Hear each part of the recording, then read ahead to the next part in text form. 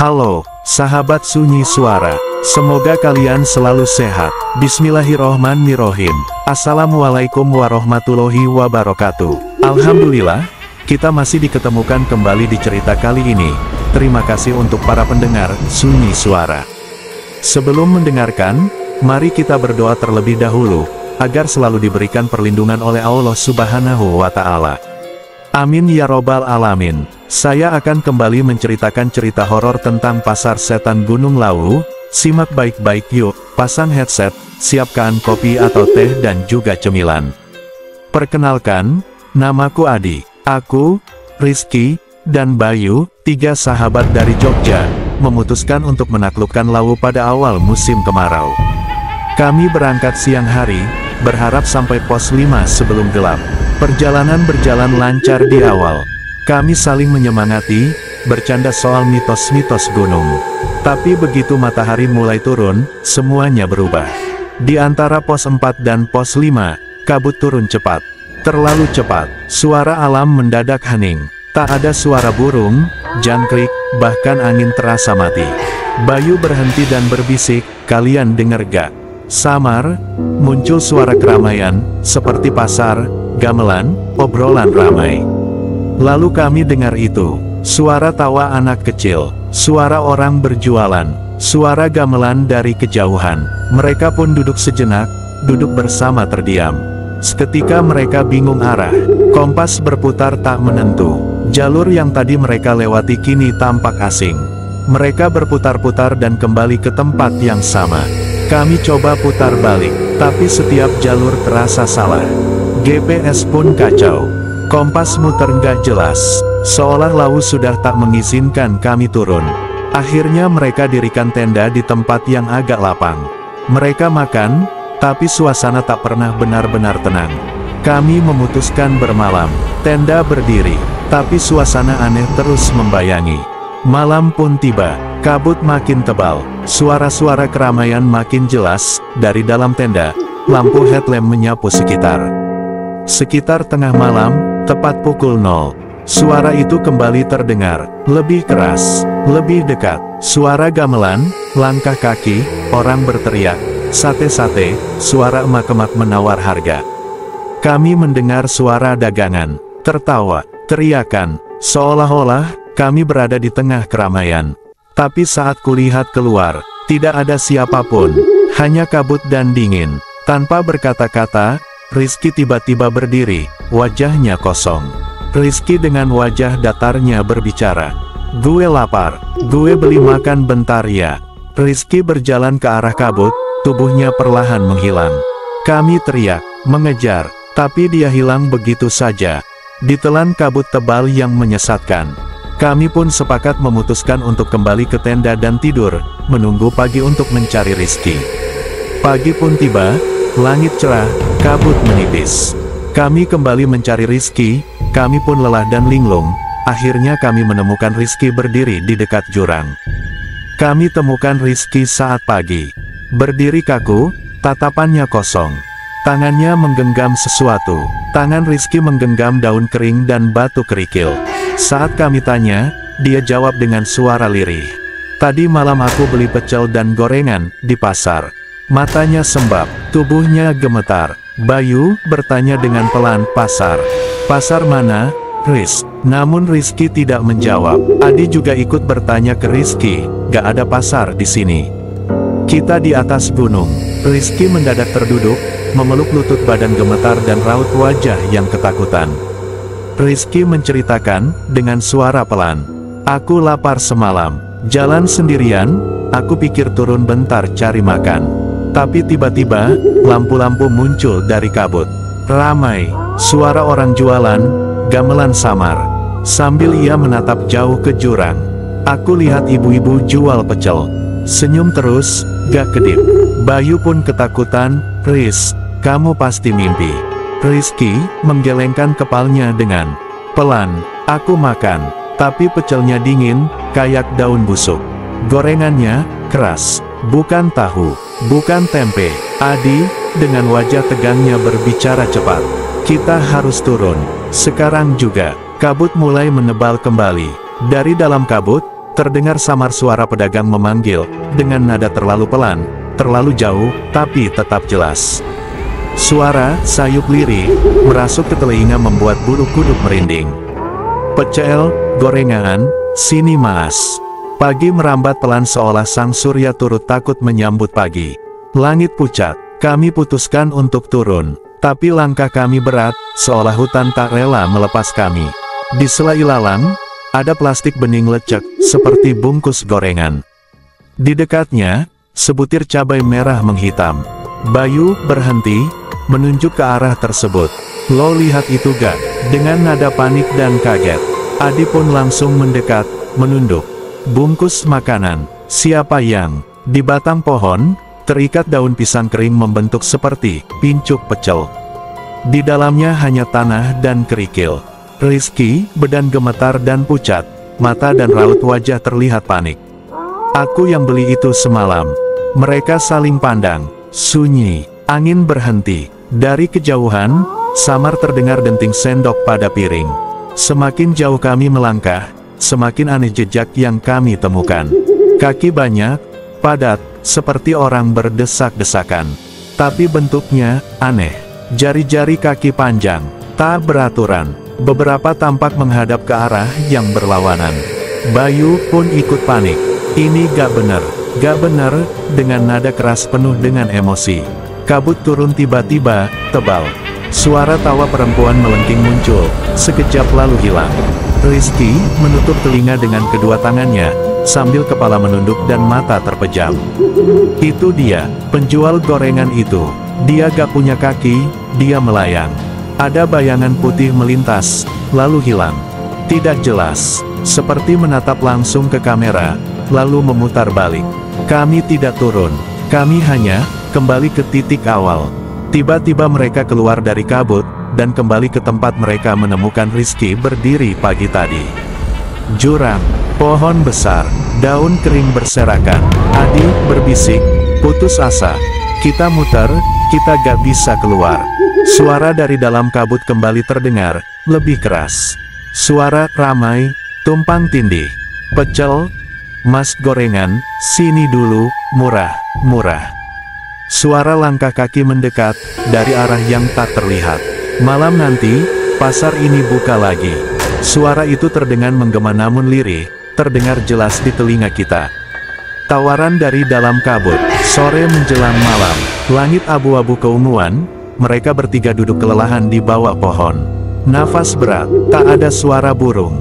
Hutan seperti tak bernyawa. Kami putus asa, jalur mendadak hilang, kompas tak bergerak, HP tak bisa menyala. Hanya kabut, yang makin lama makin dekat. Bayu membuka bekal terakhir, nasi dan abon dalam plastik. Tapi saat ia buka, isinya, daun kering dan kerikil, persis seperti yang digenggam Rizky pagi tadi. Bayu pun panik, tercengang melihat makanan yang ada. "Gue bawa ini dari rumah." "Kenapa bisa?" Tiba-tiba dari dalam kabut, suara kaki seret muncul. Perlahan, teratur. Adi membisik, jangan lihat ke arah suara." Di mata Rizky, kabut berwarna kehijauan memantul. Ia seperti terhipnotis. Rizky terpaku. "Itu, dia datang lagi."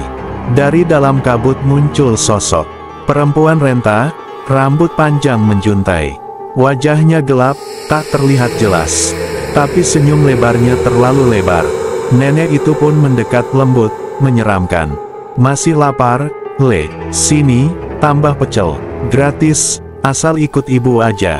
Tangan kurusnya terulur. Di telapak tangannya ada pincuk pecel. Tapi isinya, cacing, belatung, dan serpihan kuku. Bayu teriak, "Jangan diambil." Tapi Rizky melangkah maju, seperti orang berjalan dalam mimpi. Adi menarik Rizky mundur, tapi saat menyentuhnya, tubuh Rizky dingin, seperti es batu. Ada yang berubah dalam diri Rizky. Sejak pagi, dia tak pernah benar-benar kembali. Kabut makin menebal, sosok perempuan makin dekat. Nenek itu pun berkata, "Kalian bertiga, sudah makan malam di pasar kami. Maka, kalian bagian dari kami." Tiba-tiba ratusan mata kecil terbuka dari balik kabut. Wajah-wajah samar muncul, pedagang, pembeli, Anak-anak kecil memegang balon, semua mematung, menatap mereka. Adi ketakutan, mata memerah dan meneteskan air mata. "Tolong, kami cuma tersesat." Nenek itu menghilang, tapi suara gemelan muncul, menggema. Rizky tersenyum aneh. Ia menunduk, tangannya memegang daun pisang yang entah dari mana datangnya. Sura menggema terdengar pelan, tawarannya sederhana. "Terima sajian, atau jadi sajian." Suara cekikikan anak-anak terdengar di latar. Dan satu suara berbisik pelan, "Besok malam, giliran kalian berjualan." Saat mereka bergelut dengan jalan pulang yang buntu. Langit muram, pagi hari, tapi matahari tidak terlihat. Awan pekat menggantung. Adi dan Bayu duduk diam, bersandar pada pohon, mata lelah. Rizky berdiri memandangi hutan. Pagi kembali datang, tapi tidak membawa harapan. Hanya keheningan yang menusuk dan perasaan bahwa kita sedang diamati. Rizky berdiri terlalu diam, terlalu lama. Kepalanya miring, seolah mendengar sesuatu yang tak terdengar oleh dua temannya. "Bayu, pelan. Kita harus coba turun lagi. Lewat arah yang lain." Adi menunjuk peta lusuh. "Kita tadi lewat sini. Sekarang coba belok ke arah timur, mungkin tembus ke jalur Cemoro Kandang." Rizky tidak menjawab, matanya tampak sayu, tapi tersenyum tipis. "Terlalu tenang." "Nggak usah," kata Rizky, "mereka bilang, sore nanti jalan pulang akan dibuka." "Siapa mereka?" tanya Bayu dengan wajah yang bingung. Rizky pun menjawab, "Pedagang, yang semalam, yang tadi pagi juga. Mereka cuma minta satu hal." "Riz, lo ngomong apa sih?" kata Adi menimpa perkataan Rizky. Rizky berbalik, wajahnya tampak pucat, tapi di balik telinganya, ada noda hitam seperti arang. Matanya memerah. "Satu dari kita harus tinggal. Jadi penerus," kata Rizky dengan wajah datar. 3 pincuk daun pisang tertata rapi di tanah, berisi nasi hangat, sambal, dan darah segar. Bayu mundur pelan, dan berkata, Kamu udah nyerahin kita ke mereka." Kabut muncul cepat. Sekejap, Rizky menghilang, tapi suara langkahnya masih terdengar, menyusuri semak-semak. "Rizky sudah tidak bersama kami." Tapi dia belum pergi. Adi dan Bayu lari menembus hutan.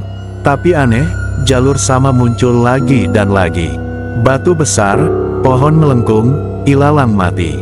Seperti terjebak dalam lingkaran. Bayu teriak dengan nada emosi penuh putus asa. "Ini jalan yang sama, kita muter lagi." Tiba-tiba, mereka berhenti. Di hadapan mereka, papan kayu tua bertuliskan, "Selamat datang di Pasar Setan, buka setiap malam." "Kita gak bisa pulang," kata Adi sambil menangis. Dari balik papan, suara perempuan tua terdengar lagi. Tapi sekarang, lebih dekat, sangat dekat. "Kalau tak mau jadi pembeli, jadilah penjual," kata perempuan. Tiba-tiba dari kabut muncul keranjang pikulan, penuh pincuk dan gorengan busuk. Di belakangnya, siluet Rizky, mengenakan celemek lusuh, matanya gelap, tangannya memegang centong. "Ayo, Mas, bantu aku buka lapak," kata Rizky. Beberapa jalan memang mengarah pulang, tapi tidak semuanya menuju dunia yang sama. Ada suara bisikan seperti itu. Suara orang tertawa dan gamelan pun membaur mengisi kekosongan suasana yang mencekam, dan mereka pun meninggalkan pasar di tengah hutan yang mulai hidup lagi. Dunia nyata semakin jauh, pasar setan semakin nyata. Inilah titik batas antara pulang atau menghilang. Selamanya, lapak terakhir, langit mulai menjingga, tapi tak ada matahari. Kabut seperti menggantung di udara, diam tapi hidup. Suara gemelan mengalun lambat, suara tawar-menawar samar terdengar. Pasar itu bukan mimpi, bukan halusinasi, tapi tempat nyata, bagi mereka yang tak sengaja menoleh ke arah yang salah. Adi dan Bayu berjalan di tengah pasar, tapi tidak sebagai pembeli. Mereka memakai celemek, di tangan mereka, nampan pincuk berisi daun dan cacing. Di sekitar, wajah-wajah asing. Kosong, bukan manusia. Bayu berbisik, "Kenapa kita di sini? Kenapa kita jualan?" Adi, mata menerawang dengan penuh menyimpan pertanyaan dalam pikiran. "Karena kalau kita berhenti, kita akan jadi dagangan." Mereka melihat ke sebelah kiri, satu lapak ditutup kain putih. Ada suara gerakan dari balik kain. Kain bergerak, tapi tak ada angin. Tiba-tiba seseorang menepuk pundak Adi. Suara, laki-laki tua, lapak kalian terakhir malam ini. Kalau laku semua, bisa pulang. Sosok tua berjubah kelabu, matanya kosong. Tapi suaranya seperti manusia. Ia menyodorkan satu benda kecil ke tangan Adi, jam saku tua, berdetak mundur. Lelaki tua berbicara, memberi pesan. Sebelum jarumnya habis, kalian harus jual habis. Atau, mengisi lapak selamanya. Waktu, pukul 04.47. Jarum bergerak mundur. Terlihat pembeli berdatangan, terlihat wajah-wajah yang datar, perempuan tanpa mata, anak kecil dengan kepala besar seperti belut, lelaki separuh tubuhnya berlumut. Semua berjalan, menawar, mencium pincuk yang disodorkan Adi dan Bayu. Bayu gemetar badannya namun tidak bisa berbuat apa-apa, sambil berkata, "Ada yang beli, tapi gak bawa uang." Dalam hati Adi berbicara, mereka bayar pakai waktu, atau ingatan. Satu sosok pembeli menyerahkan foto kusam, Adi kecil bersama ibunya. Saat ia terima, Adi langsung kehilangan ingatan itu. Ia menatap kosong. "Lo kenapa?" kata Bayu menanyakan ke Adi. Adi bingung dan menjawab, "Siapa? Ibu gue. Jam saku tinggal 10 menit. Masih ada 2 pincuk tersisa. Tapi tak ada pembeli." Semua tiba-tiba diam. Pasar membeku. Rizky muncul di ujung lorong pasar. Tapi sekarang, wajahnya benar-benar asing. Matanya kosong, kulitnya seperti lilin meleleh. Ia mendorong keranjang penuh potongan tubuh dan belatung. Rizky tersenyum menyeramkan sambil berkata, "Tinggal 1, yang belum bayar." Sontak Bayu seketika berteriak, "Lo nyerahin kita dari awal?" "Iya."